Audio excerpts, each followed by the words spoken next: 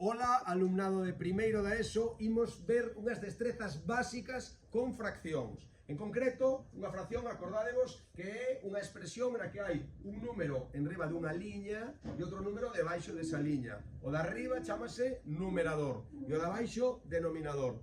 E o valor numérico da fracción é o resultado de dividir o numerador entre o denominador. Hai moitas fraccións que as divisións dan o mesmo e eu para comprobar se as fraccións son equivalentes, ou seja, se dá o mesmo dividir menos 2 entre 5 que menos 6 entre 15, para comprobar se teñen o mesmo valor numérico, normalmente non fago a división. O único que fago é multiplicar en cruz. Se multiplicando en cruz dan o mesmo, son equivalentes. Se multiplicando en cruz non dan o mesmo, non son equivalentes. Entón, vou ver se estas fraccións son equivalentes, ou sea, se o valor numérico é o mesmo. Neste caso, multiplico en cruz e fago menos 2 por 15 igual, entón, fixadevos, menos por máis, menos 2 por 15, 30. E agora fago 5 por menos 6, 5 por menos 6, máis por menos 5 por 6, 30. Si dá o mesmo, entón, si son equivalentes. Si son equivalentes. Porén, estas non van ser equivalentes. Por qué? Porque se multiplico 2 por 15 dame 30, máis se multiplico 6 por 4 ou 4 por 6 dá 24.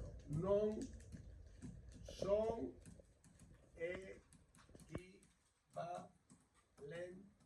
Que quere dicir que non son equivalentes? Que non teñen o mesmo valor numérico. Que se divido 2 entre 4 non dá o mesmo que se divido 6 entre 15. De acordo? Outra cousa básica que hai que saber facer con fraccións é obter fraccións equivalentes a unha dada. Pódese facer por ampliación ou por reducción. Vale. Fraccións equivalentes a unha dada. Por ampliación, pois mirade, 4, 20 é igual a... Vou a escribir fraccións equivalentes. Como son equivalentes, uso o signo igual, de acordo? Por ampliación, abonda con escoller un número calquera e multiplicar o numerador e o denominador por ese número. Por exemplo, un número que sea fácil. Por exemplo, multiplico por 2. 4 por 2, 8, 20 por 2, 40. 8 cuarentaavos. É un equivalente por ampliación. Sempre temos unha proposta que é moi fácil, que é multiplicar por 10. Se multiplico por 10, que é o mesmo que engadir un 0, 40 e aí 200, iso tamén sempre funciona. Podemos meter un 0 ou, como propuxo Lucas, meter 2 ceros, 3 ceros, os ceros que sexan, vale? E iso sempre van a ser equivalentes. Ben, por reducción trátase de dividir o numerador e o denominador entre o mesmo número. Por exemplo, se son pares, divido entre 2. Neste caso son pares e podo escribir 4 vinteavos, que é a fracción original, dividindo entre 2, pois quedame 2 décimos e é equivalente. E podo volver a dividir entre 2 ou, referíndome a original, dividir a original entre 4 e tamén vai ser 4 entre 4, 1 e 20 entre 4, 5. Vale? Estas son fraccións equivalentes por reducción. E agora vean a terceira destreza. E atención, por favor, porque as persoas que non estabades en clase onte, pois tedes que atender a ela. A terceira destreza é como obter a fracción irreducible. A fracción irreducible é aquela que non se pode reducir máis. Neste caso, a irreducible de 4 vinteavos é un quinto, porque un quinto non podo reducir máis. Non podo dividir o de arriba e o de baixo entre o mesmo número e que me quede máis reducida, porque do 1 non podo baixar, de acordo? Entón, imos ver, por exemplo, como obter a fracción irreducible de 60 24avos. Unha técnica que creo que é a que podes saber ti é ir dividindo, ir reducindo, reduzco, hasta que vexo que xa non podo reducir máis.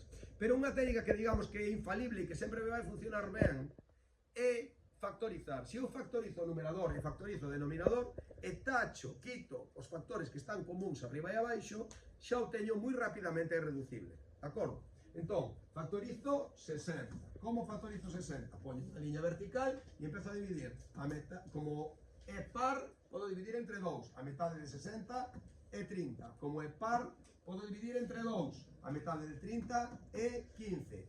15 é múltiplo de 3 e dá 5. Xa teño factorizado o 60. E podo escribirlo aí. 60 é 2 por 2 por 3 por 5. Neste caso non poño 2 ao cuadrado. Por qué? Porque algún 2 vai se me marchar, pero igual outro 2 non se me marcha. 24. 24 tamén é par. Se divido entre 2 dá 12, se divido entre 2 dá 6, se divido entre 2 dá 3. E aí teño factorizado o 24. 2, 2, 2, 3. E agora simplemente, unha vez que teño factorizado o numerador, o de arriba, e o denominador, o de abaixo, simplemente quito os factores que están igual, arriba e abaixo. Isto sería o mesmo que dividir entre 2. Quitar este 2 e este 2 sería o mesmo que dividir entre 2. Este resultado sería o resultado de dividir entre 2 isto e isto. Podo volver a dividir entre 2, quitando un 2 arriba e un 2 abaixo. E finalmente, podo quitar un 3 arriba e un 3 abaixo. E que me queda?